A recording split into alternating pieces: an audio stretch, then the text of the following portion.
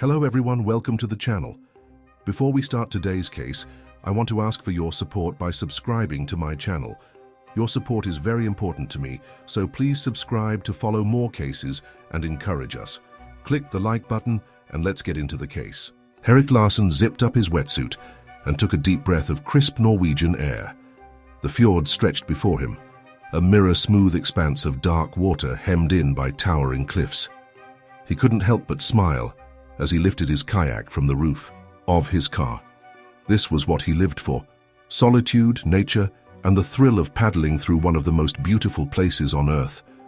As he lowered the kayak into the water at the edge of Fjord, Erik ran through his mental checklist. One last time: paddle, life jacket, emergency flares, satellite phone, first aid kit, water and energy bars. Everything was secure and in its place. He was as prepared as he could be for a day-long solo expedition through the fjord. Erik eased himself into the kayak, feeling it settle around him like a second skin. With practiced motions, he pushed off from the shore and began to paddle. The rhythmic dip and pull of the oars through the water was meditative, allowing his mind to clear and his senses to sharpen. The early morning mist was just beginning to lift, revealing the majestic landscape around him. Waterfalls cascaded down, sheer rock faces, their roar muffled by distance. Ancient pines clung to precarious ledges, defying gravity and time. Erik breathed deeply, savoring the crisp scent of pine and salt water. "This is living," he murmured to himself, a grin spreading across his face. The worries and stresses of his everyday life in Oslo seemed a world away now. Here it was just him, his kayak, and the raw beauty of nature. As the sun climbed higher, Erik settled into a steady rhythm. He had planned his route carefully, intending to explore some of the fjord's hidden coves and less-traveled waterways. The main channel was popular with tourist boats, but Erik preferred the quieter corners of Fjord, where he could truly feel alone with the wilderness. Hours passed in peaceful solitude. Erik paused occasionally to sip water and nibble on an energy bar, but mostly he simply paddled, drinking in the scenery. He was deep in the heart of the fjord now, surrounded on all sides by towering cliffs that seemed to touch the sky. It was nearing midday when Erik first noticed something odd. He had just rounded a bend into a narrow section of the fjord when he saw unusual ripples on the water's surface about 50 meters ahead. The disturbance was too large to be caused by a fish, and there was no wind to ruffle the water. Erik slowed his paddling, watching the spot intently. Probably just a seal, he told himself. Though he knew seals were rare in this part of the fjord, still he couldn't shake a growing sense of unease. The ripples subsided, and the water became mirror-smooth once more. Erik shook his head, chuckling at his own nervousness.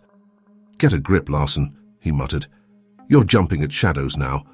He resumed paddling, but kept his eyes fixed on the spot where he'd seen the disturbance.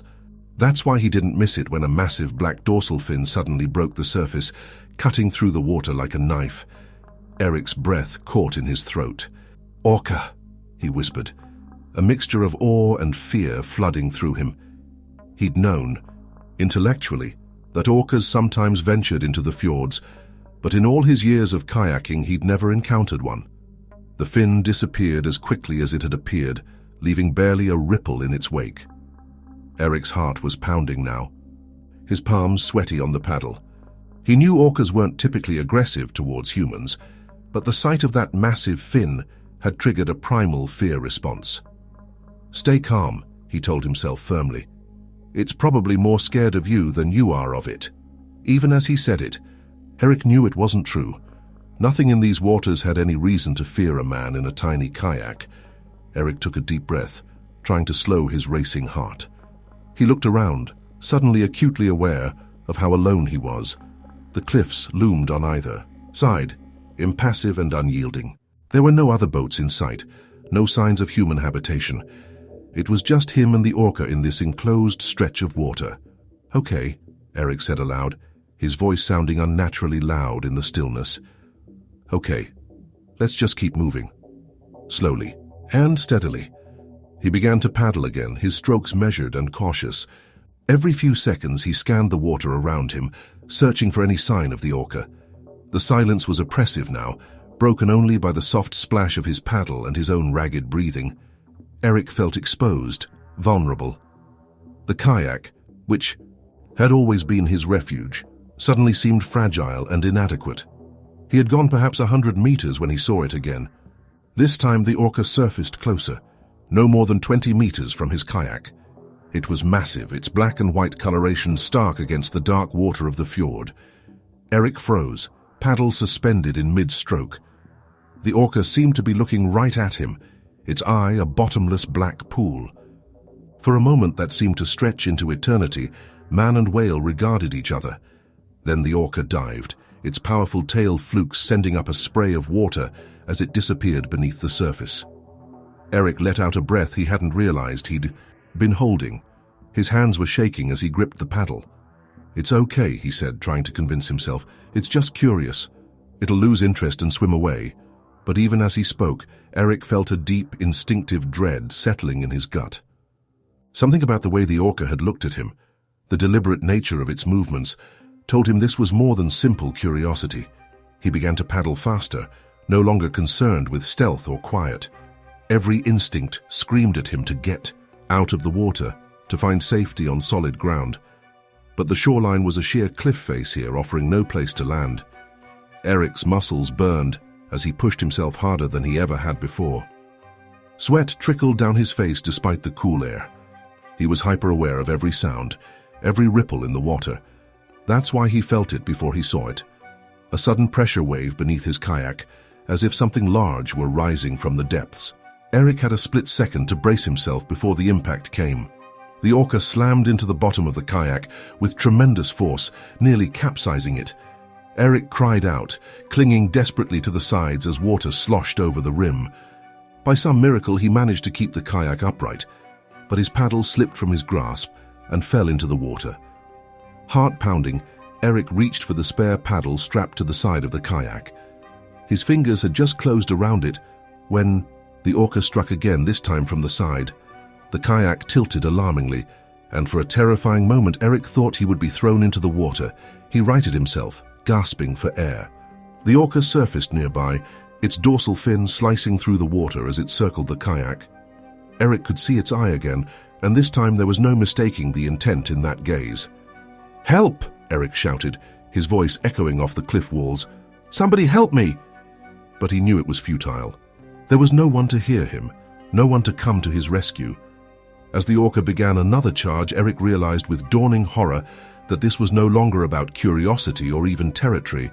For reasons he couldn't understand, the Orca was hunting him. And here in the cold, deep waters of Fjord, Erik Larsen was no longer the apex predator. He gripped his paddle with white-knuckled determination, knowing that the battle for survival had only just begun. The fjord, which had seemed so peaceful and welcoming just hours ago, now felt like a watery grave. And the Orca, circling ever closer, was the phantom of death itself. Eric's eyes darted frantically across the water's surface, searching for any sign of the Orca. His breath came in short, sharp gasps, his chest heaving with each inhalation. The initial shock of the encounter was giving way to a creeping dread that settled deep in his bones. "Stay calm," he muttered to himself, trying to steady his shaking hands on the paddle. "Think, Eric, think." He knew that orcas were intelligent, social creatures. They weren't typically aggressive towards humans. This behavior was anomalous, which made it all the more terrifying. Eric racked his brain, trying to remember everything he'd ever read or heard about orca encounters.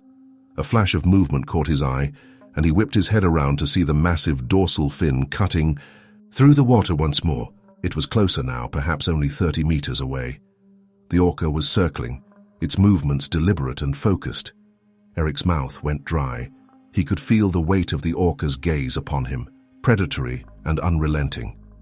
In that moment, he understood, with crystal clarity, that he was no longer a visitor in these waters. He was prey. "Okay," he said aloud, his voice trembling slightly. "Okay, let's think this through. Orcas are curious. Maybe if I make myself uninteresting, it'll leave me alone." With trembling hands, Eric reached for his satellite phone. If he could just call for help, maybe a boat could reach him before. He pushed that thought away, unwilling to contemplate the alternative. As he fumbled with the device, the orca suddenly dived, its massive tail flukes sending up a spray of water as it disappeared beneath the surface. Eric's heart leapt into his throat. He knew from his research that this diving behavior often preceded an attack. "No, no, no," he chanted, his fingers flying over the phone's keypad. But as the screen flickered to life, his hope turned to ash. No signal. The towering cliffs of the fjord were blocking any chance of communication with the outside world. A sense of isolation crashed over Eric like a physical weight. He was utterly alone out here, with no one to witness his plight, no one to come to his rescue. It was just him, his fragile kayak, and a 4-ton apex predator that seemed intent on his destruction. The water around his kayak suddenly churned, and Eric had only a split second to brace himself before the impact came. The Orca slammed into the bottom of his kayak with terrifying force, nearly capsizing it. Water sloshed over the sides, soaking Eric and adding to the weight of the craft. "Stop!" Eric shouted, his voice cracking with fear and desperation. "Please, just leave me alone." But his pleas fell on deaf ears. The Orca surfaced again, its black and white coloration a stark contrast against the dark waters of the fjord. It was so close now that Eric could see the texture of its skin, the scars that marked its massive body. And its eye, that bottomless black orb that seemed to stare directly into Eric's soul. Time seemed to slow as man and whale regarded each other. Eric's breath caught in his throat as he realized the incredible intelligence behind that gaze. This wasn't mindless aggression. The Orca was studying him, assessing him, and apparently it had deemed him a worthy challenge. The Orca dived again, and Eric knew he had only moments to act. With shaking hands, he unclipped his emergency flare from his life vest. If he couldn't call for help, maybe he could signal it. Just as he raised the flare, ready to ignite it, the Orca struck again. This time, it rammed the kayak from the side with such force that Eric was nearly thrown from his seat. The flare flew from his grasp, arcing through the air before plunging into the depths of the fjord. "No," Eric cried, watching his best chance at rescue disappear beneath the waves. He gripped the sides of his kayak, struggling to keep it upright as the Orca's massive body slid past. So close he could have reached out and touched it. The realization hit Eric like a physical blow. The Orca was toying with him. It could have easily capsized the kayak by now if that was its intent. Instead, it seemed to be prolonging the encounter. Perhaps out of curiosity, perhaps for some other unknowable reason. Eric's mind raced, grasping for any solution, any way out of this nightmare. He thought of his family back in Oslo, of the life he'd left behind on shore just hours ago. Would they ever know what happened to him? Would his body ever be found in the vast depths of the fjord? "Focus," he growled to himself, pushing away the encroaching panic. "You're not dead yet. Think." The Orca surfaced again, this time directly in front of Eric's kayak. It was so close that Eric could smell its breath, a fishy, musty odor that under any other circumstances might have fascinated him.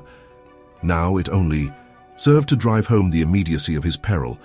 Eric found himself locked in another staring contest with the massive creature. Its eye seemed to bore into him, inscrutable and alien. In that moment, Eric realized the futility of trying to understand or reason with this apex predator. It operated on a level beyond his comprehension, driven by instincts and motivations he could never hope to fathom. "What do you want from me?" Eric whispered, his voice barely audible over the lapping of water against his kayak. As if in response, the Orca suddenly opened its mouth, revealing rows of sharp teeth. The sight sent a jolt of primal fear through Eric's body. He recoiled instinctively, nearly overbalancing the kayak in his haste to put distance between himself and those deadly jaws. The Orca closed its mouth and dived once more, disappearing beneath the surface with barely a ripple. Eric's eyes darted around frantically, trying to predict where it would surface next. The waiting was almost worse than the attacks, the knowledge that at any moment, from any direction, 4 tons of predator could come hurtling towards him. Minutes ticked by with excruciating slowness. Eric's muscles were coiled tight, his every sense straining for any hint of the Orca's presence.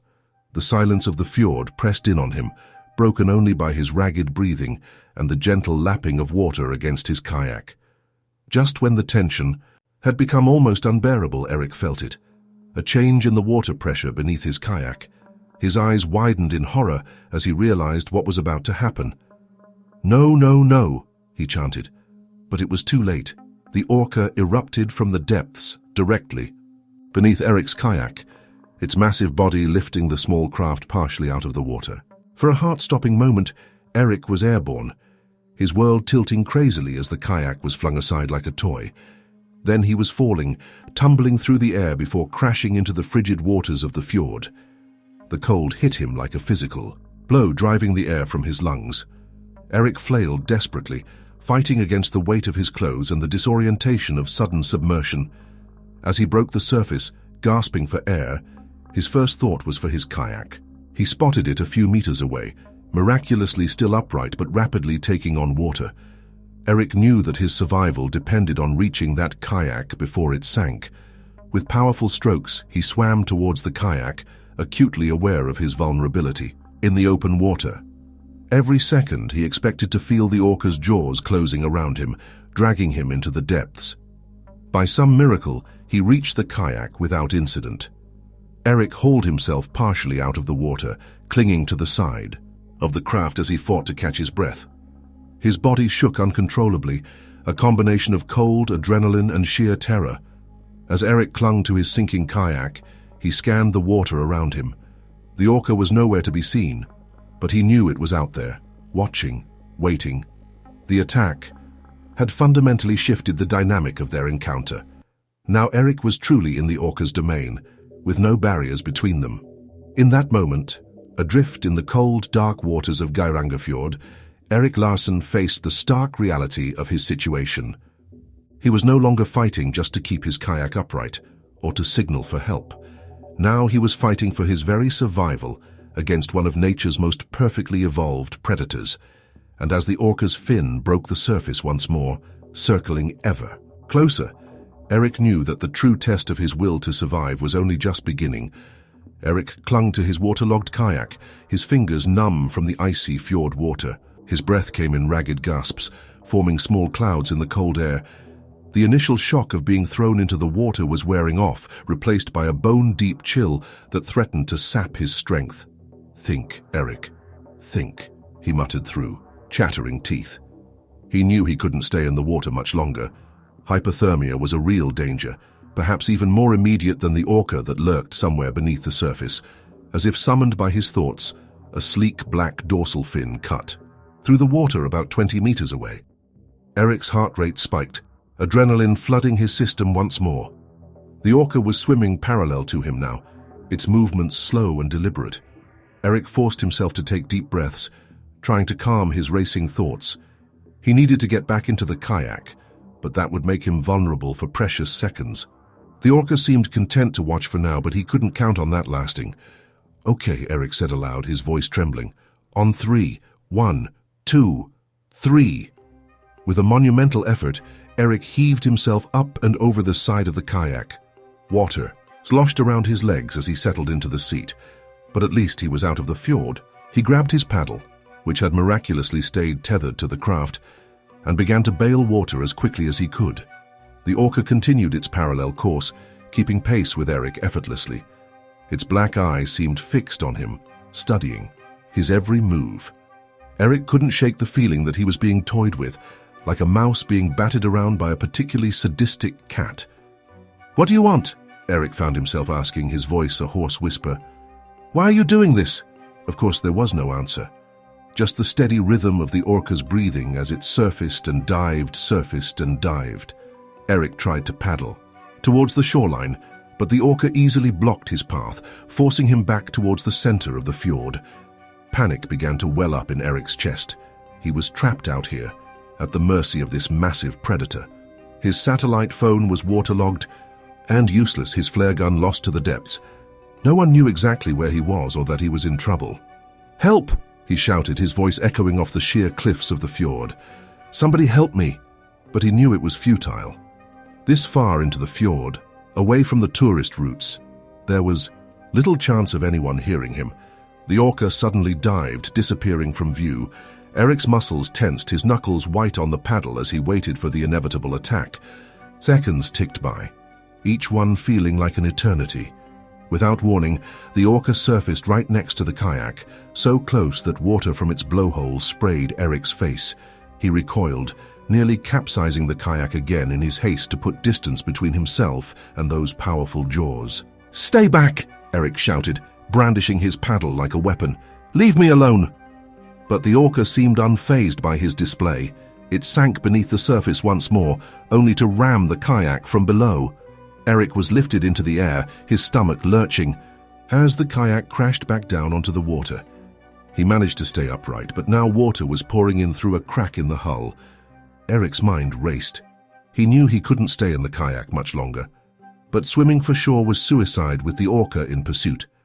As if sensing his dilemma, the Orca surfaced again, this time a bit farther away. It began to swim in tight circles around Eric, like a shark circling its prey. The message was clear. There was no escape. Eric felt a wave of despair wash over him. He was cold, exhausted, and utterly alone. The fjord, which had always been a place of solace and adventure for him, had become a watery prison. And the Orca, this magnificent creature he had always admired from afar, was now the architect of his torment. "Why?" Eric found himself asking again, his voice breaking. "I never meant you any harm. I'm not your enemy." The Orca's only response was to tighten, its circles drawing ever closer to the failing kayak. Eric knew he was running out of time and options. He had to do something, anything to change the dynamic of this deadly game.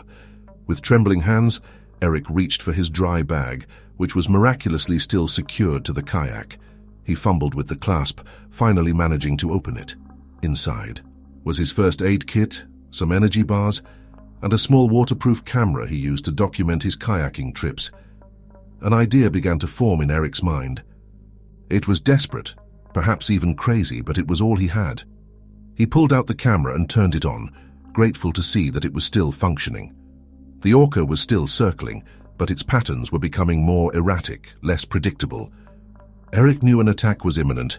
"Hey!" he shouted, holding the camera out in front of him. The small device began to emit a high-pitched beeping as it searched for a focal point.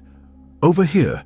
The Orca's head turned towards the sound, its eye fixing on the strange object in Eric's hand. For a moment it seemed confused, its circling, slowing as it tried to make sense of this new development. Eric's heart pounded as he pressed the shutter button, the camera's flash illuminating the gloomy fjord for a split second. The effect on the Orca was immediate and dramatic.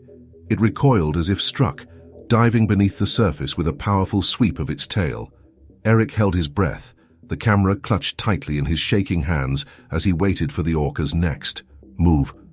Seconds stretched into minutes, but there was no sign of the massive predator. The surface of the fjord was eerily calm, broken only by the gentle lapping of waves against Eric's damaged kayak. Had it worked? Had the unexpected flash and sound driven the Orca away? Eric hardly dared to hope, but as the minutes ticked by, with no sign of the Orca, he began to feel a glimmer of optimism. Slowly, cautiously, he began to paddle towards the shore. His arms burned with fatigue, and the kayak sat low in the water, but Eric was driven by a desperate need to reach solid ground. He was about halfway to the nearest shoreline when he heard it, the distinctive blow of an Orca surfacing for air. Eric's blood ran cold as he turned to see the dorsal fin cutting through the water once more, heading straight for him. "No," Eric whispered, his voice barely audible. "Please, no." But the Orca was undeterred. It picked up speed, charging directly at Eric's kayak. In that moment, Eric knew with sickening certainty that this was it. The Orca was done playing. This was the killing strike. Time seemed to slow down. Eric saw the Orca's massive body torpedoing through the water towards him. He saw the spray kicked up by its powerful flukes. He saw his own reflection in the dark eye as it broke the surface, jaws opening wide. In that final moment, as the Orca bore down upon him, Eric did the only thing he could think of. He raised the camera one last time and pressed the shutter button, filling the world with a blinding flash of light. The impact, when it came, was devastating. Eric felt himself flying through the air, the kayak shattering beneath him. Then he was in the water, tumbling end over end, all sense of direction lost in the chaos. When he finally broke the surface, gasping for air, Eric found himself alone in the vast expanse of the fjord. The remnants of his kayak floated nearby, but of the Orca there was no sign.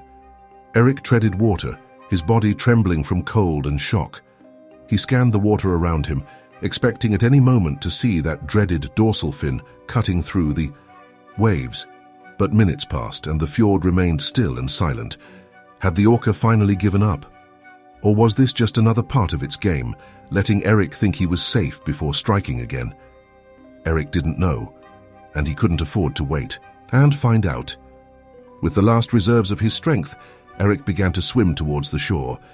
Every stroke was agony, his muscles screaming in protest. But the fear of what lurked beneath the surface drove him on, pushing him beyond what he thought he was capable of. As he neared the rocky shoreline, Eric allowed himself to believe that he might actually survive this ordeal.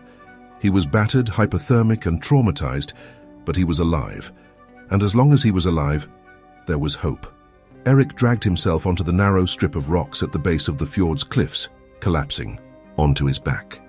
He stared up at the sky, his chest heaving as he gulped in air. The enormity of what he had just experienced began to wash over him. With the last of his energy, Eric rolled onto his side and looked out at the fjord. The water was calm now, showing no signs of the life and death struggle that had just taken place. But as he watched, a large black dorsal fin broke the surface far out in the fjord. It circled once, twice, and then disappeared beneath the waves. Eric closed his eyes, a mix of relief and lingering fear washing over him. He had survived, but he knew he would never look at the sea the same way again.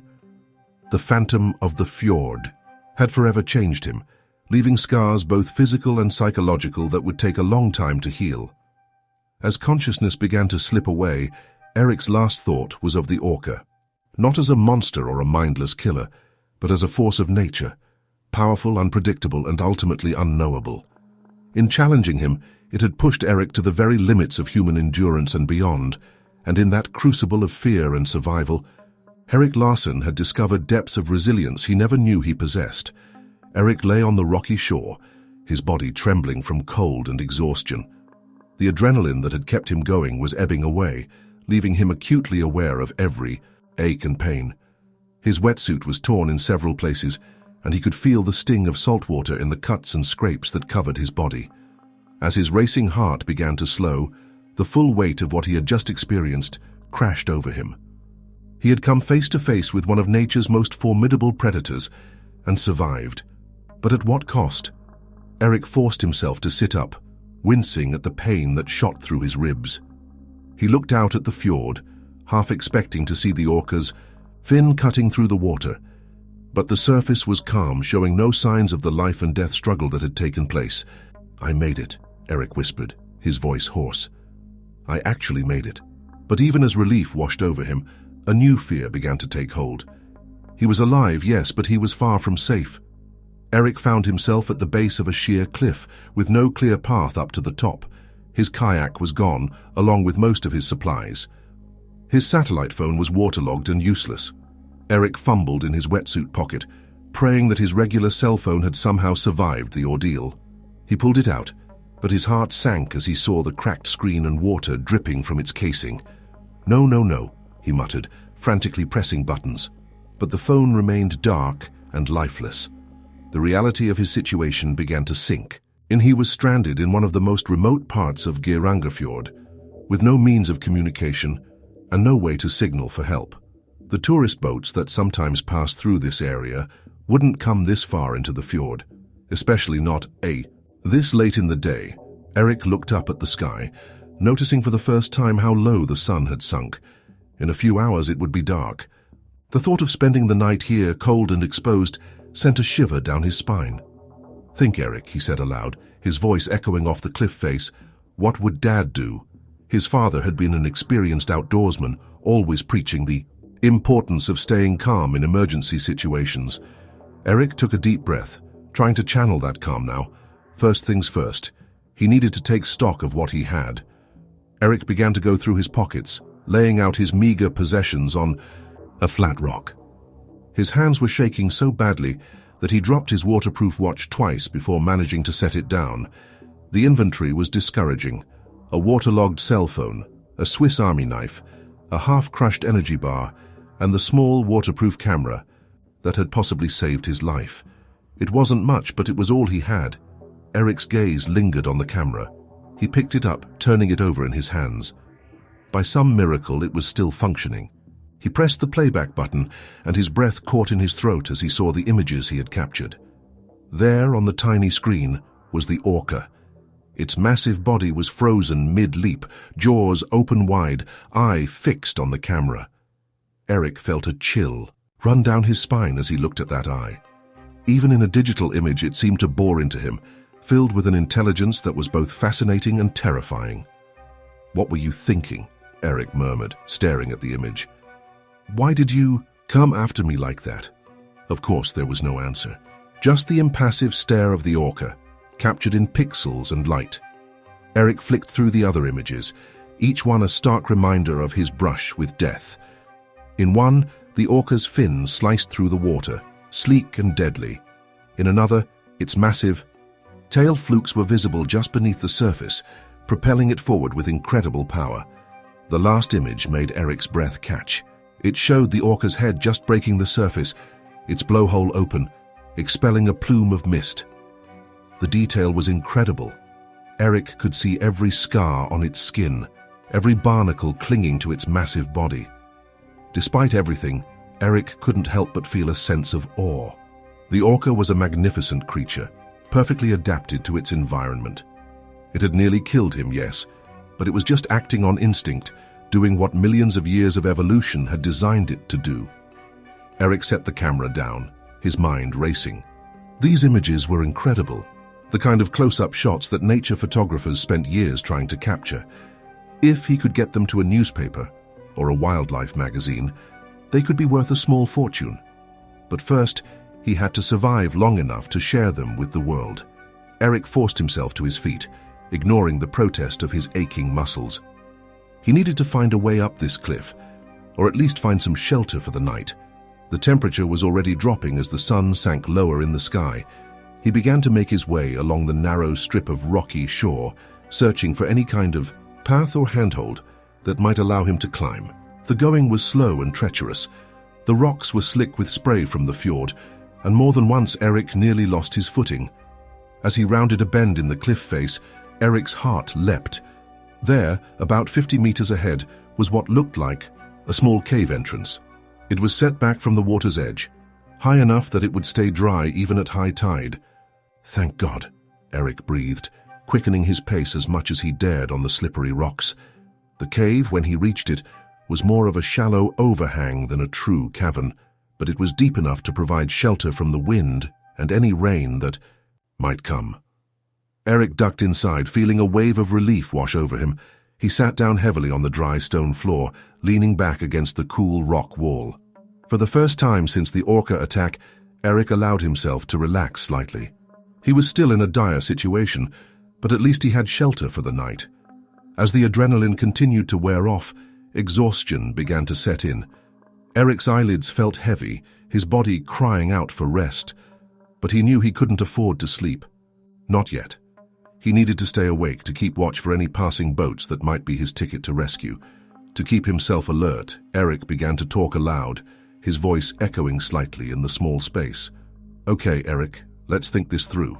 You're in a tough spot, but you're not done yet. Dad always said the key to survival is to break things down into small, manageable tasks." He began to list off his priorities. First, stay warm and dry. Check, thanks to this cave. Second, find a source of fresh water. There might be a stream nearby, or I can try to collect rainwater if it comes to that. Third, signal for help. I can try to make a fire when it gets dark. Use the smoke as a signal. Eric's voice trailed off as he realized the enormity of the task ahead of him. He was kilometers from the nearest town, in a part of the fjord that saw little boat traffic. It could be days before anyone came looking for him. And then there was the Orca. Even if Eric managed to signal a passing boat, how could he be sure the massive predator wasn't still out there, waiting? The thought sent a shiver down his spine. As if summoned by his thoughts, Eric heard a distinctive sound echoing across the water, the blow of an orca surfacing for air.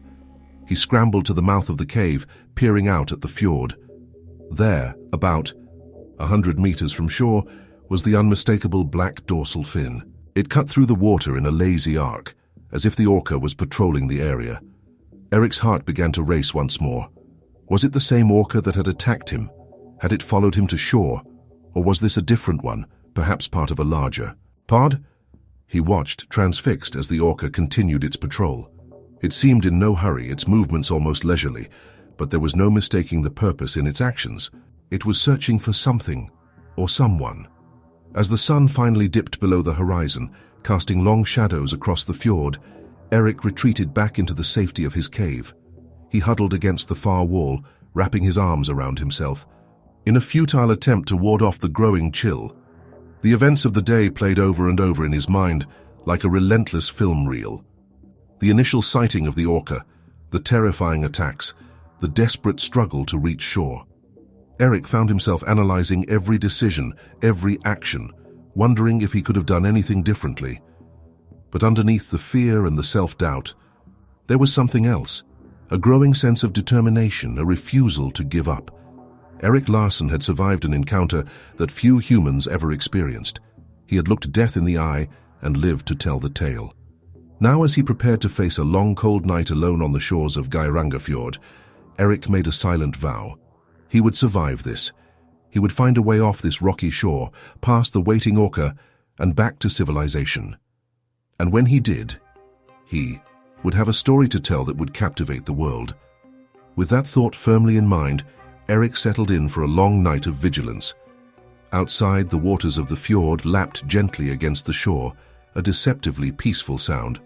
And somewhere, out there in the growing darkness, a phantom fin cut through the water, ever watchful, ever patient. The night descended upon Fjord like a heavy blanket, plunging Eric's world into an inky blackness. The sliver of moon overhead provided little illumination, its weak light barely penetrating the gloom. Eric huddled in, his makeshift shelter, every muscle in his body tense, every sense straining for any sign of danger. The rhythmic lapping of waves against the rocky shore became a haunting melody in the darkness. Each splash made Eric flinch, his mind conjuring images of the orca gliding silently through the water, searching for him. He knew it was irrational. Orcas rarely beached themselves to hunt, but after what he'd experienced, rationality seemed a distant concept. "Stay calm," Eric muttered to himself, his voice sounding unnaturally loud in the stillness. "You've got shelter. You're out of the water. You're safe." But even as he said it, Eric knew it wasn't true. He was far from safe. Exposure, dehydration, and starvation were very real threats, and somewhere out there beyond the reach of his vision, a 4-ton predator might still be patrolling. As the hours crawled by, Eric fought against exhaustion. His body cried out for rest, but he dared not sleep. Every time his eyelids began to droop, he pinched himself hard, using pain to stay alert. He couldn't afford to let his guard down, not even for a moment. To keep himself awake, Eric began to talk aloud, his voice barely above a whisper. "Okay, let's go over the plan again. At first light, I'll try to find a way up the cliff.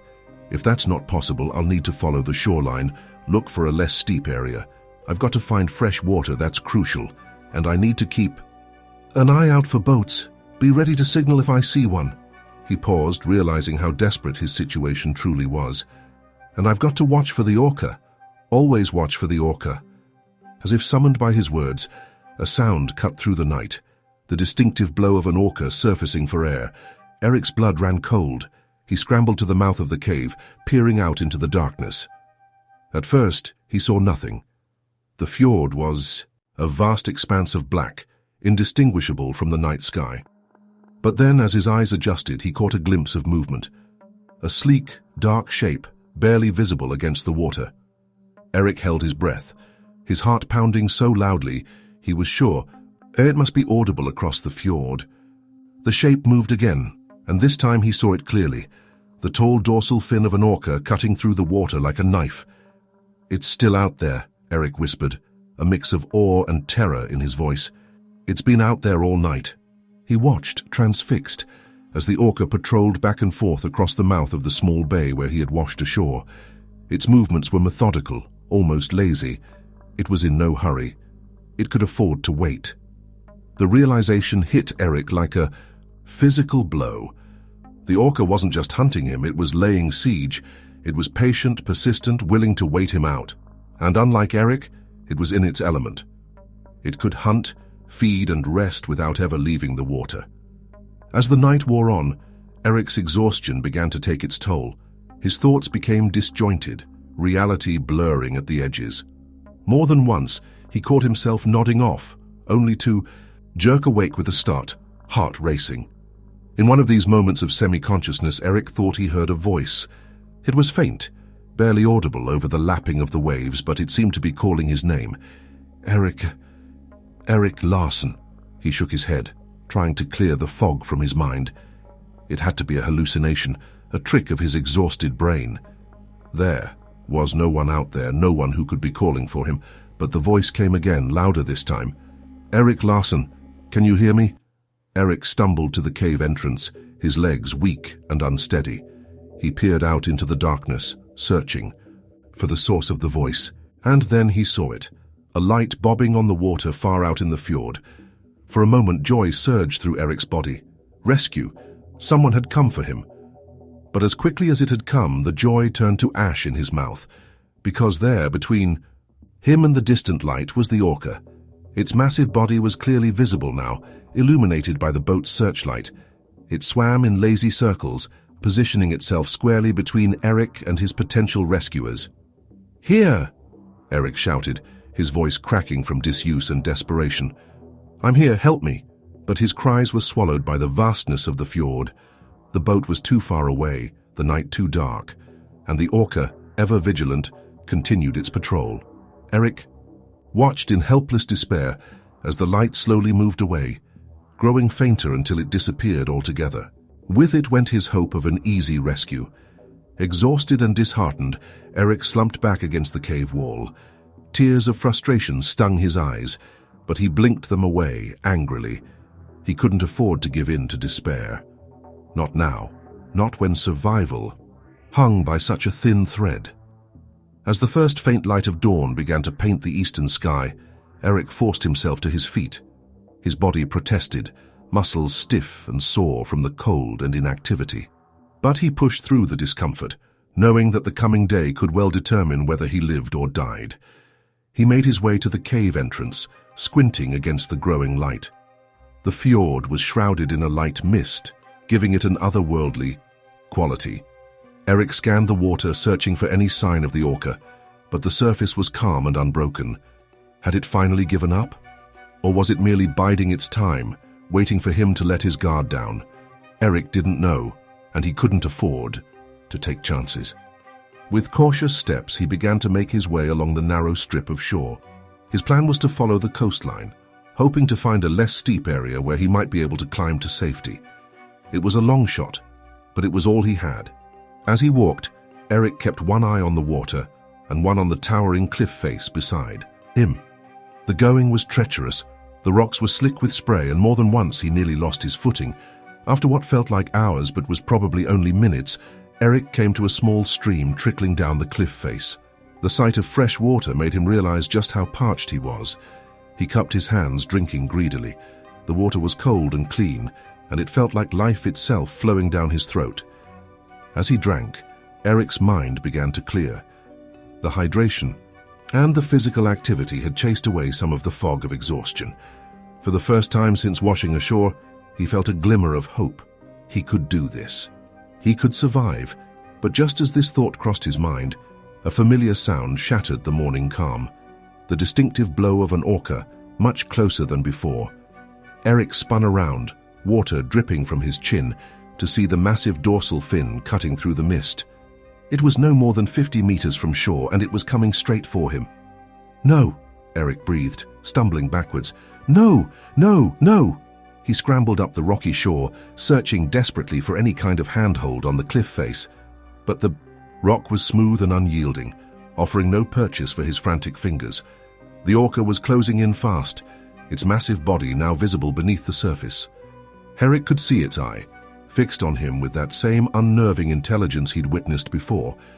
In that moment, As the orca bore down upon him, Eric made a split-second decision. He dove back into the fjord.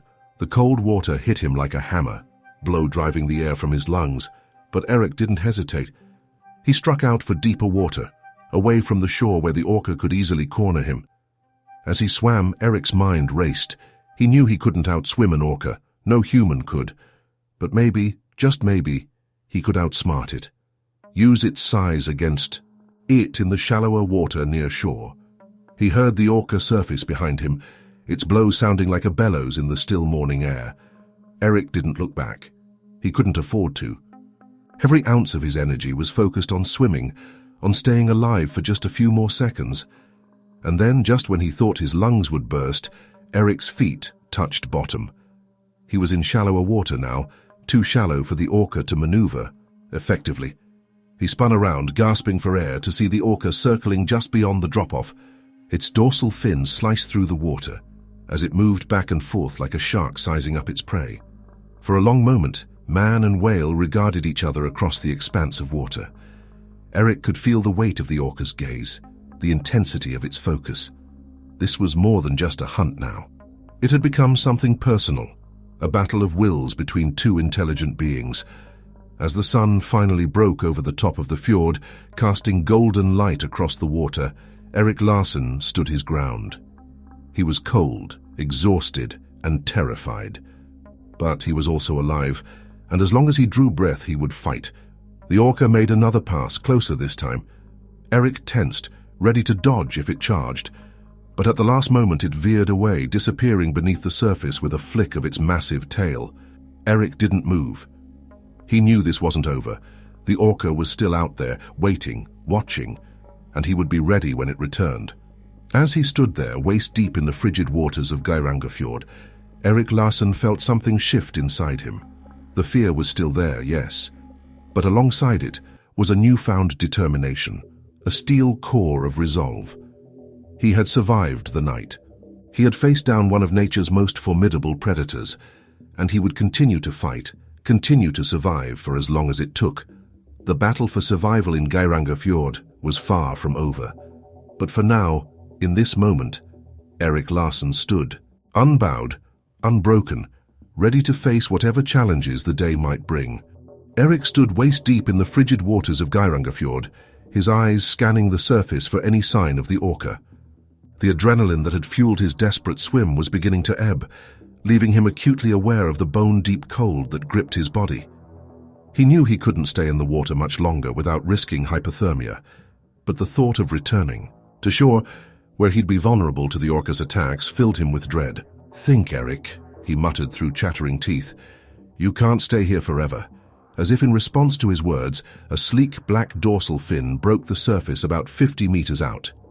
Eric's heart leapt into his throat as he watched the orca begin another slow, deliberate circle. "What do you want from me?" Erik found himself shouting, his voice echoing off the steep cliffs of the fjord. "Why won't you leave me alone?" The orca's only response was to dive, disappearing beneath the dark waters. Erik tensed, expecting another charge, but seconds ticked by with no sign of the massive predator. The suspense was almost worse than the attacks. Eric's eyes darted around, searching for any ripple, any shadow that might betray the orca's position. He was acutely aware of how exposed he was, standing in water that barely reached his waist. If the orca chose to attack now, there was little he could do to defend himself. Just when the tension had become almost unbearable, Erik heard a sound that made his blood run cold, the distinctive blow of an orca surfacing for air. But it wasn't coming from in front of him. It was coming from behind. Erik spun around, nearly losing his footing on the slippery rocks, to see the orca's massive head breaking the surface less than 10 meters away. Water cascaded off its sleek black and white body as it rose, its eye fixed unwaveringly on Erik. Time seemed to slow down. Erik could see every detail of the orca with startling clarity. The scars that marked its skin, the barnacles clinging to its massive body, the intelligence that burned in its dark eye. For a moment that felt like an eternity. Man and whale regarded each other across the short expanse of water. Then, with a powerful sweep of its tail, the orca lunged forward. Erik reacted on pure instinct. He dove to the side, feeling the rush of displaced water as the orca's massive body shot past him. He tumbled in the churning water, struggling to regain his footing as waves crashed over his head. When he finally managed to stand, gasping for air, Eric saw the orca circling back for another pass. There was no time to think, no time to plan. He turned and began to half-run, half-swim towards the shore, fighting against the drag of the water. Behind him, he could hear the orca's approach. The rush of water as it cut through the fjord, the explosive sound of its breath as it surfaced. Eric pushed himself harder, his muscles screaming in protest, his lungs burning as he gasped for air. The shore seemed impossibly far away. Eric's waterlogged clothes weighed him down, and his limbs felt like lead. But the sound of the orca behind him drove him on, pushing him beyond what he thought he was capable of. Just when Eric thought he couldn't go on, his feet touched the rocky bottom. With a final surge of desperate energy, he lunged forward, throwing himself onto the narrow strip of shore. He scrambled up the rocks, not daring to look back until he had put several meters between himself and the water's edge.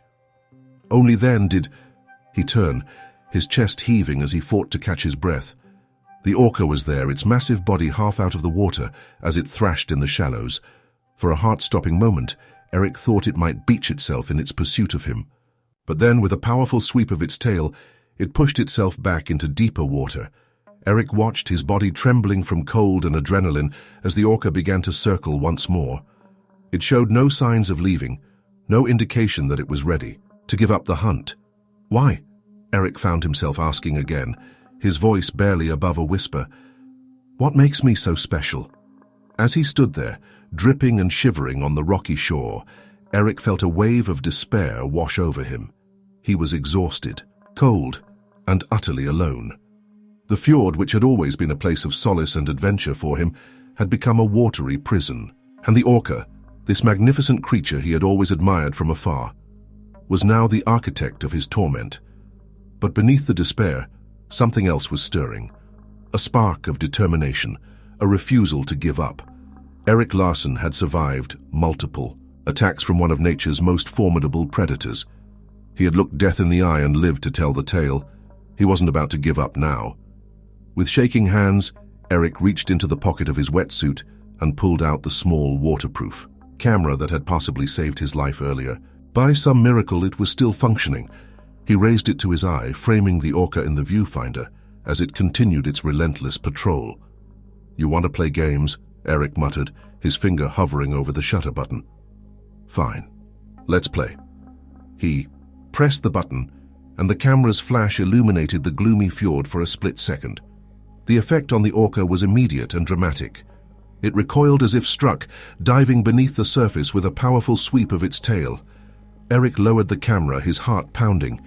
He scanned the water, searching for any sign of the orca. Seconds stretched into minutes, but there was no sign of the massive predator. Had it worked? Had the unexpected flash driven the orca away? Eric hardly dared to hope, but as the minutes ticked by with no sign of the orca, he began to feel a glimmer of optimism. Slowly, cautiously, he began to make his way along the narrow strip of shore. His goal was to find a less steep area of the cliff face, somewhere he might be able to climb to safety. It was a long shot, but it was all he had. As he walked, Eric kept one eye on the water and one on the towering cliff beside him. The going was treacherous. The rocks were slick with spray, and more than once he nearly lost his footing. But the memory of the orca's relentless pursuit drove him on, pushing him to keep moving despite his exhaustion. After what felt like hours, but was probably only 30 minutes, Eric came to a small recess in the cliff face. It wasn't much, barely more than a shallow cave, but it offered some shelter from the wind and spray. More importantly, it gave him a vantage point to watch the fjord without being immediately visible from the water. Eric eased himself into the recess, his muscles protesting every movement.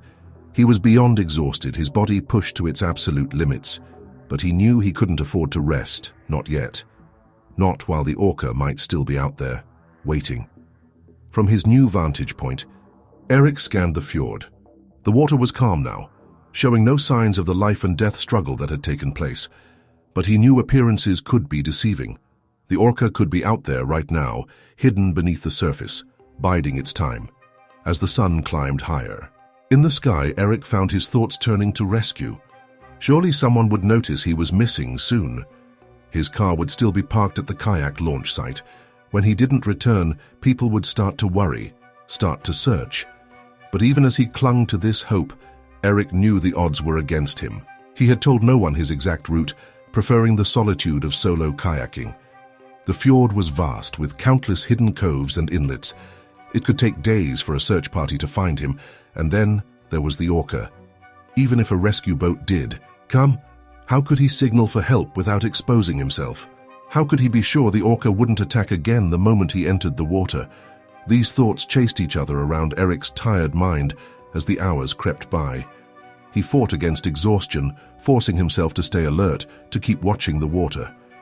But despite his best efforts, he found his eyelids growing heavy, his thoughts becoming disjointed and confused.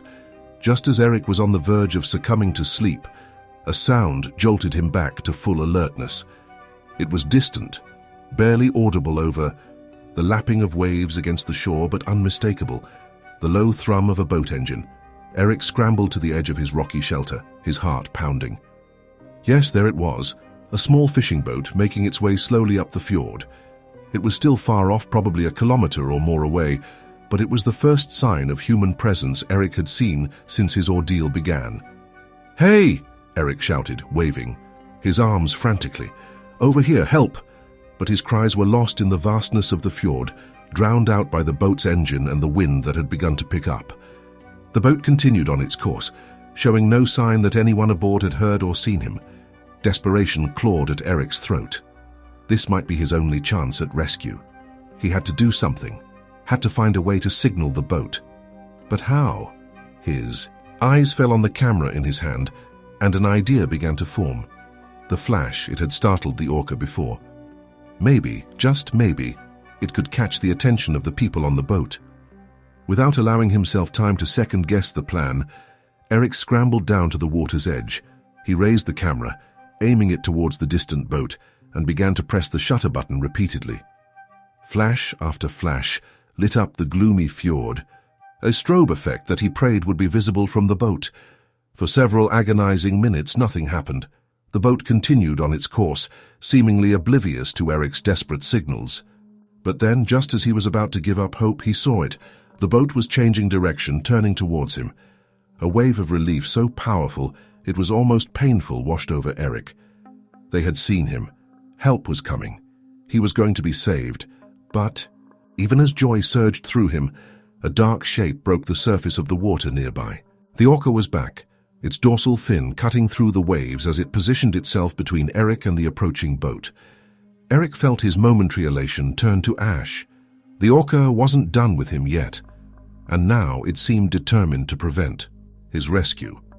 As the boat drew nearer, its occupants now clearly visible and gesturing towards him, Eric Larson found himself facing one final desperate challenge.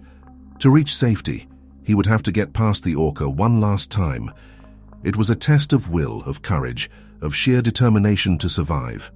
Eric took a deep breath, steeling himself for what was to come. He had made it this far. He had survived against all odds. And he wasn't about to give up now, not when rescue was so close at hand. With his eyes fixed on the approaching boat and his mind focused on survival, Eric Larson prepared to make his final stand against the phantom of Fjord. Eric's heart pounded in his chest as he watched the fishing boat draw closer. His salvation was tantalizingly near, yet the dark shape of the Orca gliding through the water between him and the boat served as a stark reminder of the danger he still faced. "Hey, over here!" Eric shouted, waving his arms frantically. His voice was hoarse from exhaustion and dehydration, but he pushed through the discomfort, desperate to be heard. The boat was close enough now that Eric could make out the figures on board. Two men stood at the railing, pointing in his direction. One of them raised a pair of binoculars to his eyes. "Hold on," a voice carried across the water. "We're coming to get you." Relief flooded through Eric's body, nearly buckling his knees. They had seen him. They were coming. But the Orca remained, its massive dorsal fin slicing through the waves as it patrolled back and forth. The boat slowed as it approached, the men on board clearly aware of the unusual situation.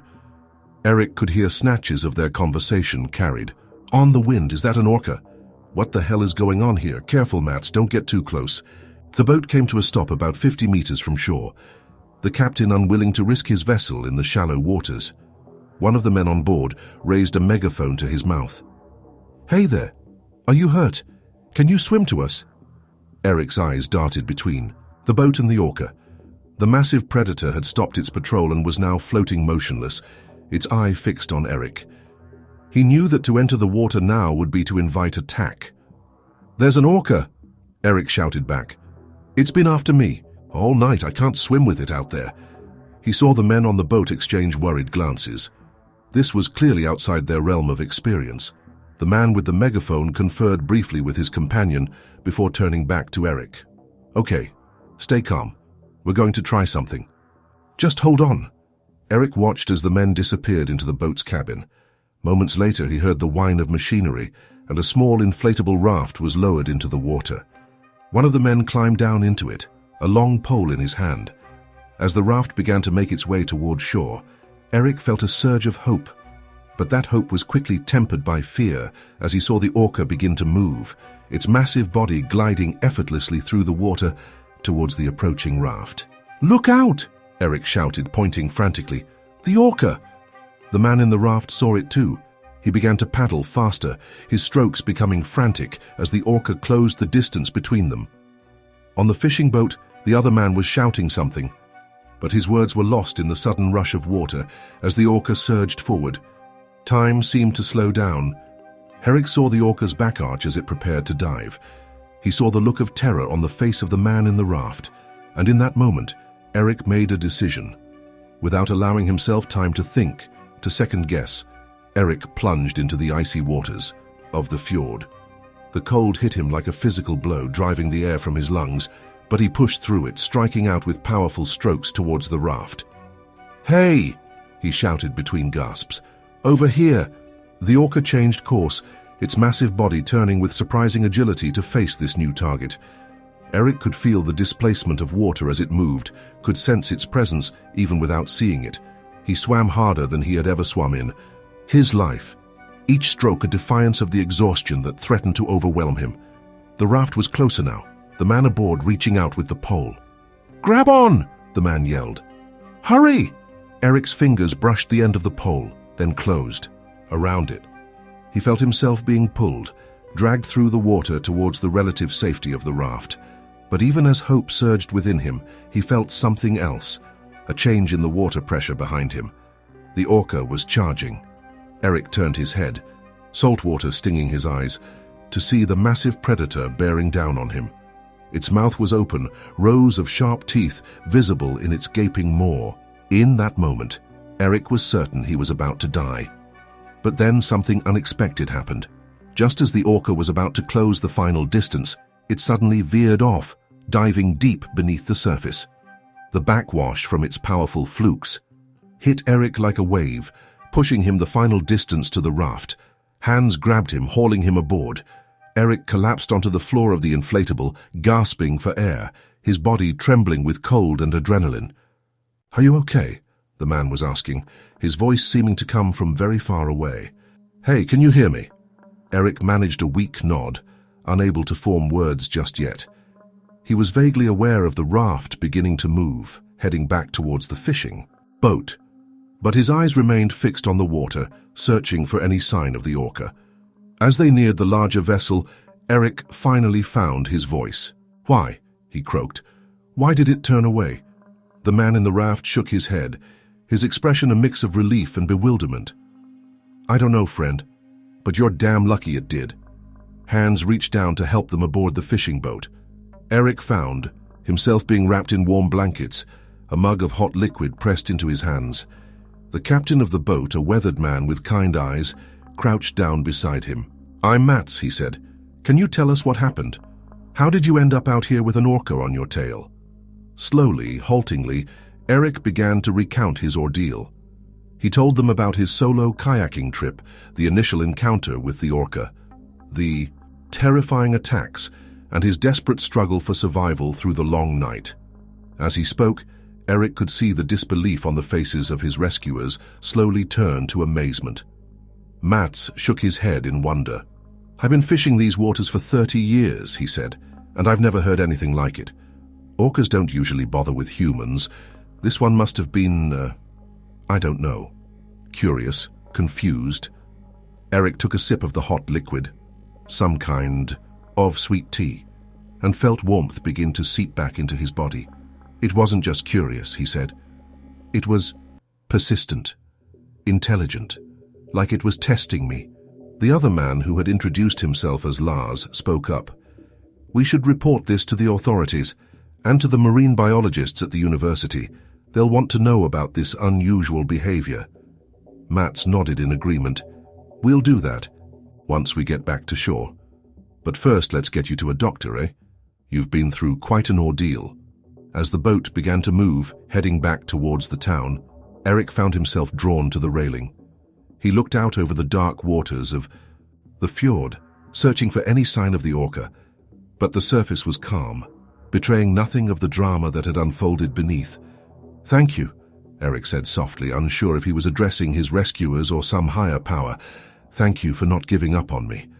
Mats came to stand beside him, following Eric's gaze out over the water. "You know," he said thoughtfully, "in the old stories, the ones my grandfather used to tell, orcas were seen as guardians, protectors of the fjord. They tested those who entered their domain, but they also guided lost souls home." Eric turned to look at the old fisherman, a question in his eyes. Mats shrugged. "Just an old tale, but who knows? Maybe there's some truth to it. Maybe that orca wasn't trying to hurt you at all. Maybe it was pushing you, testing your will to survive."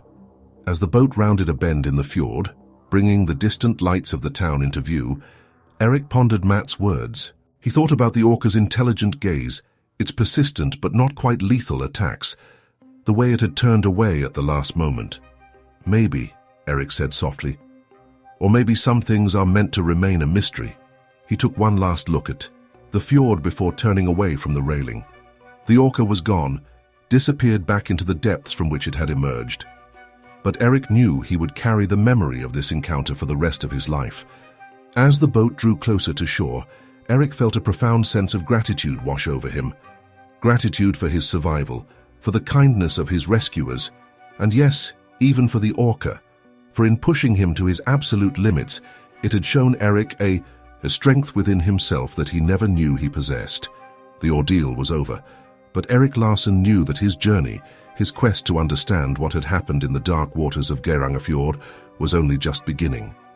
The fishing boat, Herfruen, docked at the small harbor of Geiranger with a gentle bump. Eric Larsen, wrapped in thick blankets, felt a surge of relief as his feet touched solid ground for the first time in what felt like an eternity. The picturesque village, nestled at the head of the fjord, seemed surreal after his harrowing ordeal. Mats, the boat's captain, kept a steadying hand on Eric's shoulder. "Easy now," he said softly. "You've been through quite a lot. Let's get you to the clinic." A small crowd had gathered at the dock, word of the rescue spreading quickly through the tight-knit community. Eric could hear whispers and exclamations as he was helped onto the pier. "Is that the kayaker? Look at him, he's in shock. Did you hear about the orca?" Eric tried to block out the voices, focusing instead on putting one foot in front of the other. His body ached, muscles screaming from exertion and cold. But beneath the physical discomfort was a deeper, more profound exhaustion, the bone-deep weariness of someone who had stared death in the face and lived to tell the tale. As they made their way through the village, Eric caught sight of his reflection in a shop window. He barely recognized the man staring back at him. His face was pale and drawn, dark circles under his eyes. His wetsuit was torn in several places, and his hair was matted with salt and grime. The local clinic was a small modern building at the edge of the village. Dr. Ingrid Bakker, a woman in her 50s with kind eyes and a no-nonsense demeanor, was waiting for them at the entrance. "Bring him in," she said, gesturing to an examination room. "Let's have a look at you, Mr. Larsen." The next hour passed in a blur of medical examinations, blood tests, and questions. Dr. Bakker's gentle but probing inquiries helped Eric piece together the timeline of his ordeal. "Are you suffering from mild hypothermia and exhaustion? Dr. Bakker said finally, reviewing his test results. There's also some muscle strain and minor lacerations, but considering what you've been through, you're in remarkably good shape. Eric nodded, too tired to speak. The doctor turned to Mats, who had been waiting patiently in the corner of the room. He needs rest, she said firmly, and warmth. Is there somewhere he can stay? Mats nodded. My sister runs the inn just down the street. I'll make sure he has a room. As they prepared to leave the clinic, there was a commotion at the front desk. Eric heard raised voices, then heavy footsteps approaching the examination room. The door burst open, revealing two men in official-looking uniforms. One of them stepped forward, his eyes fixed on Eric. Mr. Larson, I'm Officer Peterson with the Mur or Romsdal Police District. We need to ask you some questions about what happened out there. Dr. Bakker stepped between Eric and the officers, her expression stern. My patient needs rest, she said firmly. Your questions can wait until morning. Officer Peterson looked like he wanted to argue, but something in the doctor's demeanor made him think better of it. He nodded curtly. First thing tomorrow, then. Don't leave town, Mr. Larson. This is a serious matter. As the officers left, Eric felt a wave of anxiety wash over him. He turned to Mats, his voice hoarse. What's going on? Why are the police involved? Mats sighed, running a hand through his graying hair. Word's gotten out about what happened. The authorities are concerned. Orcas don't usually behave like this, and with the tourism season coming up, he trailed off, but Eric understood. His encounter could have serious implications for the local economy, which relied heavily on fjord tours and kayaking expeditions. The walk to the inn was mercifully short. Eric was shown to a cozy room with a view of the fjord. As he sank into the soft bed, he felt the events of the past 24 hours crashing down on him. Get some rest, Matt said, pausing at the door. I'll come check on you in the morning. Eric managed a weak nod before sleep claimed him. His dreams were a chaotic swirl of dark water and gleaming teeth. He saw the orca's eye, intelligent and inscrutable, watching him. He heard its haunting calls echoing through the depths of the fjord. Eric woke with a start, his heart pounding. Sunlight was streaming through the window, and for a moment he didn't know where he was. Then the memories came flooding back, and he felt a knot form in the pit of his stomach. A soft knock at the door roused him from his thoughts. Mr. Larson, a voice called. There are some people here to see you. Eric dressed quickly in clothes that had been left for him, simple trousers and a warm sweater. He opened the door to find a small group waiting in the hallway. Officer Peterson was there, along with another police officer. With them was a woman Eric didn't recognize, her auburn hair pulled back in a tight bun. Mr. Larson, Officer Peterson said, his tone brusque. This is Dr. Amundsen from the Institute of Marine Research. We need to talk about what happened out there. Eric nodded, gesturing for them to enter the room. As they settled into chairs, he couldn't help but feel like he was about to be interrogated. Dr. Amundsen spoke first, her voice gentle but filled with barely contained excitement. Mr. Larson, I understand you had a prolonged encounter with an orca. Can you tell us exactly what happened? Eric took a deep breath and began to recount his ordeal. He described the initial sighting, the orca's persistent attacks, his desperate struggle for survival through the long night. As he spoke, he could see the disbelief on Officer Peterson's face slowly turn to amazement. Dr. Amundsen, on the other hand, was scribbling notes furiously. When Eric finished, she looked up, her eyes shining with academic fervor. This is unprecedented, she said. Orcas are known to be curious about boats and kayaks, but this level of interaction, it's simply unheard of. Officer Peterson cleared his throat. Be that as it may, we need to consider the implications. If word gets out that there's an aggressive orca in the fjord, it could devastate the local tourism industry. Eric felt a surge of indignation. Aggressive? It wasn't aggressive, it was testing me. If it had wanted to kill me, it could have done so easily. Dr. Amundsen nodded enthusiastically. Mr. Larson is right.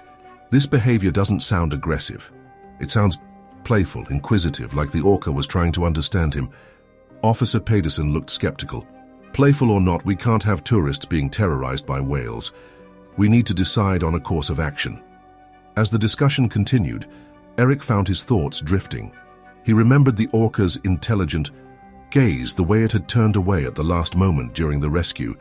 There was something there, some deeper meaning to the encounter that he couldn't quite grasp. "Mr. Larson?" Dr. Amundsen's voice brought him back to the present. "Do you have any photos or video of the Orca?"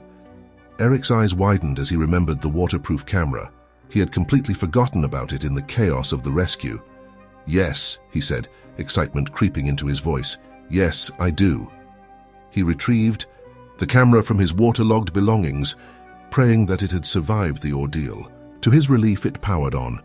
He handed it to Dr. Amundsen, who began to scroll through the images with growing excitement. "This is incredible," she breathed. "The detail, the clarity. Mr. Larson, do you have any idea what you've captured here?" Eric shook his head, peering at the small screen. The images were better than he had dared hope. Close-up shots of the Orca, its massive body sleek and powerful, its eye fixed on the camera with an almost human-like intensity. Dr. Amundsen turned to Officer Pedersen, her expression serious. "We need to rethink our approach here. This isn't a threat to be neutralized. This is an unprecedented opportunity for research and understanding." The police officer looked unconvinced, but before he could respond, there was another knock at the door. Mats entered, his weathered face creased with concern. "Sorry to interrupt," he said, "but there's something you all need to see." He led them down to the harbor, where a small crowd had gathered. As they approached, Eric heard gasps and exclamations of awe. Pushing through to the front, he felt his breath catch in his throat. There, just beyond the harbor entrance, was the Orca. Its massive dorsal fin cut through the water as it swam in lazy circles, occasionally lifting its head to observe the gathering crowd. "It followed us back," Eric whispered, a mix of fear and wonder in his voice. Dr. Amundsen was practically vibrating with excitement. "This is extraordinary," she said. "It's seeking continued interaction. We need to set up an observation team immediately." Officer Pedersen looked from the Orca to the growing crowd and back again. His expression was a mix of concern and resignation. "I suppose there's no keeping this quiet now," he said. "We'll need to issue a statement." As the officials huddled to discuss their next steps, Eric found himself drawn to the edge of the pier. He stared out at the Orca, feeling a connection he couldn't quite explain. The massive creature surfaced again, closer this time. Its eye, that intelligent, inscrutable eye, seemed to fix directly on Eric. And in that moment he understood. This wasn't the end of his encounter with the Phantom of the Fjord. It was just the beginning of a much greater adventure. The news of Eric's encounter with the Orca spread like wildfire through Geiranger and beyond. Within days, the small village was inundated with journalists, marine biologists, and curious tourists, all eager to catch a glimpse of the now famous Phantom of the Fjord. Eric found himself at the center of a media storm he was ill-prepared to handle. Camera crews set up along the harbor, their lenses trained on the waters where the Orca had been spotted. Reporters ambushed him whenever he stepped outside, peppering him with questions about his harrowing experience. "Mr. Larson, can you describe what it felt like to be hunted by an Orca? Do you think the whale was trying to communicate with you? Are you planning to go back out on the water?" Eric did his best to deflect their inquiries, feeling overwhelmed by the sudden attention. He sought refuge in the quiet of his room at the inn, where he spent hours staring out at the fjord, trying to make sense of what had happened to him. On the third day after his rescue, there was a soft knock at his door. Eric opened it to find Dr. Amundsen standing there, a look of barely contained excitement on her face. "Mr. Larson," she said, "I hope I'm not disturbing you. I wondered if we might talk." Eric nodded, gesturing for her to enter. As she settled into a chair by the window, he noticed she was carrying a thick folder filled with papers. "I've been analyzing the photos you took," Dr. Amundsen began, her eyes shining with academic fervor. "They're remarkable, truly, but there's something else I wanted to discuss with you." She opened the folder, spreading out a series of charts and graphs on the small table. Eric leaned in, trying to make sense of the data. "What am I looking at?" "Here?" he asked. Dr. Amundsen pointed to a series of jagged lines on one of the graphs. "These are sonar recordings from a research vessel that was in the area on the night of your encounter. We picked up some unusual vocalizations that we believe came from your Orca." She pressed a button on a small device, and suddenly the room was filled with a series of clicks, whistles, and haunting calls. Eric felt a shiver run down his spine as he recognized the sounds he had heard that terrifying night. "The thing is," Dr. Amundsen continued, her voice lowering as if sharing a secret, "these vocalizations don't match any known Orca dialect. They're unique." Eric frowned, trying to understand the implications. "What does that mean?" The marine biologist leaned forward, her expression intense. "It means, Mr. Larson, that we may be dealing with something unprecedented here. An orca with a language all its own, and for some reason it seems to have fixated on you." Before Eric could respond, there was a commotion outside. They rushed to the window to see a crowd gathering at the harbor. In the distance, a large dorsal fin cut through the water, heading straight for the village. "It's back," Eric whispered, a mix of fear and excitement coursing through him. They hurried down to the harbor, pushing through the growing throng of spectators. Officer Peterson was there, trying to maintain order as people pressed forward for a better view. "Stay back, please," he shouted. "It's not safe to be so close to the water," but his warnings fell on deaf ears as the orca drew closer. It surfaced, just beyond the harbor entrance, its massive head rising from the water as it surveyed the crowd. And then, to everyone's amazement, it began to vocalize. The haunting calls echoed across the water, silencing the murmuring crowd. Eric felt the hair on the back of his neck stand up as he recognized the same sounds from Dr. Amundsen's recording. "It's trying to communicate," Dr. Amundsen breathed, her eyes wide with wonder. Without fully understanding why, Eric found himself moving forward, drawn to the edge of the pier. He could feel the weight of hundreds of eyes on him, but his focus was solely on the orca. As he reached the end of the pier, the orca swam closer until it was barely meters away. Eric crouched down, his heart pounding in his chest. The massive creature's eye, dark and intelligent, seemed to bore into him. "What do you want?" Eric whispered, not expecting an answer. To his astonishment, the orca responded with a series of clicks and whistles. Then, slowly and deliberately, it rolled onto its side, exposing its white underbelly. It was a position of vulnerability that left Eric speechless. Dr. Amundsen appeared at his side, her voice trembling with excitement. "This is incredible. It's displaying submissive behavior. I've never seen anything like this in the wild." For a long moment, man and whale regarded each other. Eric felt a connection he couldn't explain, a sense of understanding that transcended species. Then, with a powerful sweep of its tail, the orca disappeared beneath the surface. The crowd erupted in excited chatter, but Eric remained rooted to the spot, his mind reeling from what had just occurred. He turned to Dr. Amundsen, seeing his own sense of awe reflected in her eyes. "What happens now?" he asked. The marine biologist shook her head, a smile playing at the corners of her mouth. "Now, Mr. Larson, we embark on one of the most exciting scientific endeavors of our time, and I believe you're going to play a crucial role in it." Over the next few weeks, Geiranger transformed into a hub of marine research. A team of scientists, led by Dr. Amundsen, set up a temporary research station at the harbor. They deployed hydrophones to record the orca's vocalizations and used drones to track its movements in the fjord. Eric found himself working closely with the research team, sharing every detail of his encounter and helping to interpret the orca's behavior. His presence seemed to draw the creature back to the harbor regularly, providing unprecedented opportunities for observation. One evening, as Eric sat with Dr. Amundsen reviewing the day's data, she turned to him with a serious expression. "Eric," she said, using his first name for the first time, "I have a proposal for you. We're planning an expedition further out into the fjord to try and locate where this orca came from.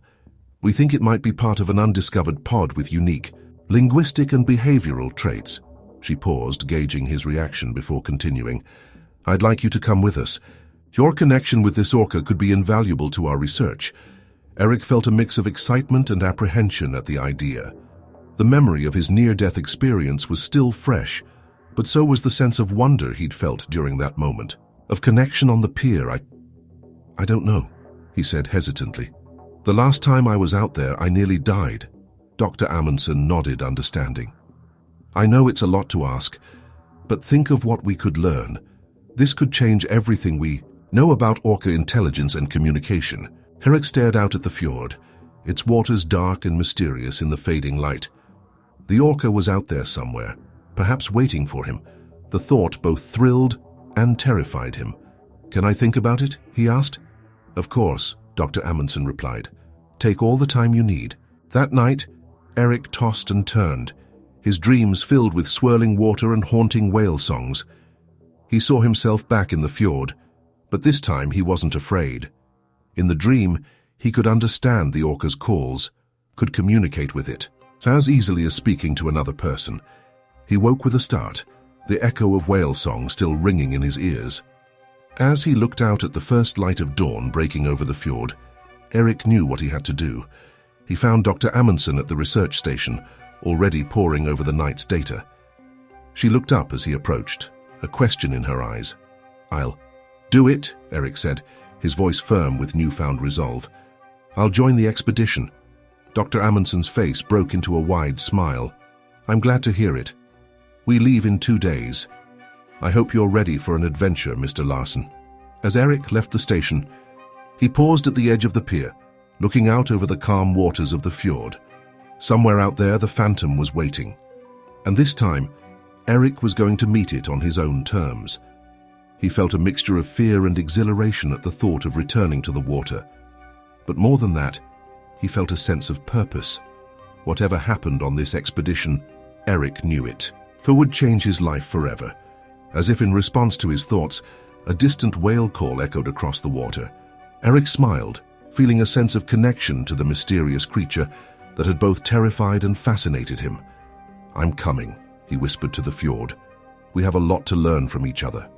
With that, Eric turned and walked back towards the village, ready to prepare for the adventure that awaited him. The Phantom of the Fjord had opened up a new chapter in his life, and he was eager to see where it would lead. The research vessel Fjord cut through the calm waters of Geiranger Fjord, its bow slicing a path through the early morning mist. Eric Larsen stood at the railing, his eyes scanning the dark waters for any sign of movement. It had been 2 weeks since the expedition began, and while they had made several orca sightings, they had yet to encounter the specific individual that had become known as the Phantom. "Anything?" Dr. Amundsen's voice startled Eric from his reverie. He turned to see the marine biologist approaching, 2 steaming mugs in her hands. Eric shook his head, accepting the offered coffee gratefully. "Nothing yet, but it's out there. I can feel it." Dr. Amundsen nodded, her eyes reflecting the same mix of excitement and frustration that Eric felt. "The hydrophones picked up some vocalizations last night that matched our Phantom's unique dialect. It's definitely in the area." They stood in companionable silence, sipping their coffee and watching the fjord's steep cliffs slide by.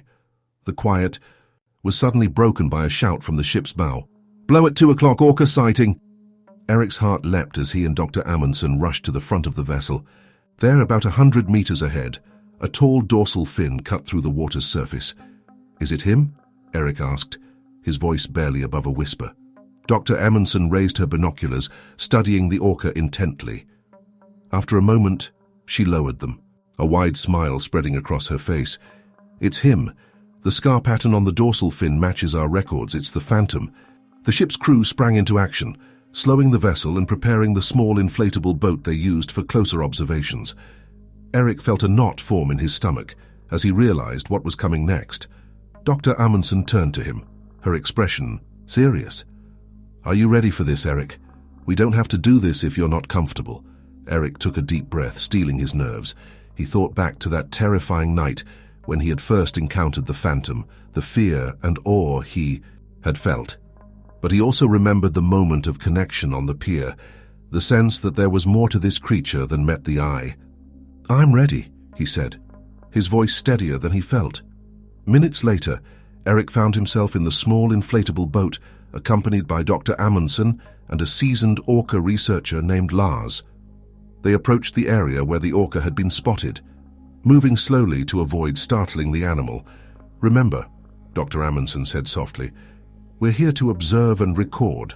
Don't make any sudden movements, and if at any point you feel unsafe, signal immediately and we'll return to the ship." Eric nodded, his eyes fixed on the water around them. For several tense minutes there was no sign of the orca. Then, without warning, A massive black and white form erupted from the water mere meters from their boat.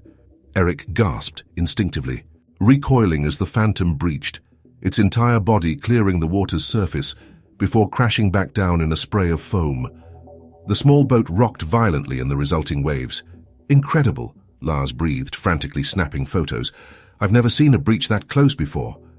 As the water settled, the Orca surfaced again, this time calmly, its blowhole expelling a misty plume. It began to swim in a tight circle around their boat, its movement smooth and deliberate. Eric found himself locked in a familiar staring contest with the massive creature. Its eye, dark and intelligent, seemed to bore into him, filled with a curiosity that matched his own. "It recognizes you," Dr. Amundsen said softly. "This behavior, it's not typical. It's focused on you, Eric." As if to confirm her words, the Orca suddenly emitted a series of clicks and whistles. The sounds were hauntingly familiar to Eric, reminiscent of the vocalizations he had heard during his ordeal. "What's it saying?" he asked, not taking his eyes. Off the Orca, Dr. Amundsen shook her head, her voice filled with wonder. "We don't know. This dialect is unlike anything we've ever recorded. It's as if it's developed a unique language just for interacting with you." The Orca continued its circuit around their boat, occasionally emitting more vocalizations. Eric felt a strange calm settle over him. The fear that had gripped him earlier was gone, replaced by a sense of awe and connection. Without fully realizing what he was doing, Eric found himself responding to the Orca's calls. He clicked his tongue and whistled, a poor imitation of the complex sounds the creature was making, but an attempt at communication nonetheless. The effect was immediate and astonishing. The Orca stopped its circling, floating motionless in the water just meters from their boat. Then, slowly and deliberately, it rolled onto its side, exposing its white underbelly, the same submissive behavior it had displayed at the harbor. "My God," Lars whispered, his camera forgotten in his hands. "I've never seen anything like this." Dr. Amundsen was frantically taking notes, her eyes wide with excitement. "This is unprecedented. It's not just recognizing Eric, it's trying to communicate with him." Eric barely heard them. His focus was entirely on the Orca. Acting on instinct, he slowly extended his hand, palm down, towards the water. "Eric, what are you doing?" Dr. Amundsen hissed, alarm evident in her voice. But Eric didn't respond. He kept his hand steady, hovering just above the water's surface. For a long moment, nothing happened. Then, with agonizing slowness, the Orca began to move. It glided through the water with impossible grace for a creature of its size, drawing closer to the boat. Eric's heart pounded in his chest, but he kept his hand extended, somehow knowing that this was right, that this was what he was meant to do. The Orca's massive head broke the surface directly beneath Eric's outstretched hand. He felt the smooth, rubbery skin brush against his palm, cool and slick with seawater. A jolt of something, energy, connection, understanding, seemed to pass between them. Time seemed to stand still. Eric was vaguely aware of Dr. Amundsen and Lars exclaiming in shock and awe of the click of cameras and the scratch of pencil on paper. But his world had narrowed to this singular point of contact between human and cetacean. The Orca's eye, so close now that Eric could see his own reflection in its dark depths, seemed to hold a universe of intelligence and emotion. In that moment, Eric felt he understood something profound about the creature before him, something that went beyond scientific observation or data analysis. The moment was broken by a sudden commotion from the research vessel. Eric looked up to see several crew members pointing and shouting. Following their gaze, he gasped in amazement. Dorsal fins were breaking the surface all around them, not one, not two, but dozens. An entire pod of orcas had appeared, seemingly out of nowhere. "It's incredible," Dr. Amundsen breathed, her voice filled with wonder. "They must have been following the Phantom. This could be the undiscovered pod we've been theorizing about." The Phantom, still in contact with Eric's hand, emitted a series of clicks and whistles. The other orcas responded, their vocalizations creating a symphony of underwater sound that Eric could feel reverberating through his entire body. Slowly, reluctantly, Eric withdrew his hand. The phantom remained in place for a moment longer, its eye still fixed on Eric, before slowly sinking beneath the surface to join its pod. As the orcas began to move away, their dorsal fins cutting through the water in a breathtaking display of coordinated movement, Eric felt a profound sense of loss, as if something precious was slipping away. "We should follow them," he said, his voice hoarse with emotion. "We can't lose them now."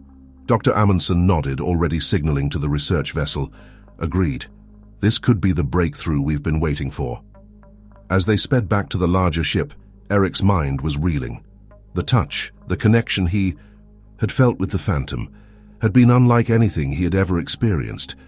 It was as if, for a brief moment, he had glimpsed a consciousness as complex and self-aware as his own, yet utterly alien. Back on board the Havforska, the atmosphere was electric with excitement. Researchers huddled around computers, analyzing the recordings and photos taken during the encounter. Dr. Amundsen was deep in discussion with the ship's captain, plotting a course to follow the pod. Eric found a quiet spot on the deck, his eyes fixed on the horizon where the orcas had disappeared. He felt changed by the encounter, as if he had been given a glimpse into a world he never knew existed. As the ship's engines rumbled to life and they began to move, Eric felt a mixture of anticipation and trepidation. They were heading into uncharted waters, both literally and figuratively. What other wonders and challenges awaited them? What secrets did the phantom and its pod hold? One thing was certain: the adventure that had begun with a terrifying night in the fjord was far from over. It was, Eric realized, only just beginning, and he was ready to face whatever came next, driven by a newfound connection to the mysterious creatures that called the depths of Fjord home. As the Havforska picked up speed, cutting through the waves in pursuit of the orca pod, Eric allowed himself a small smile. The phantom of the fjord had led him on a journey beyond his wildest imagination, and he couldn't wait to see where it would take him next.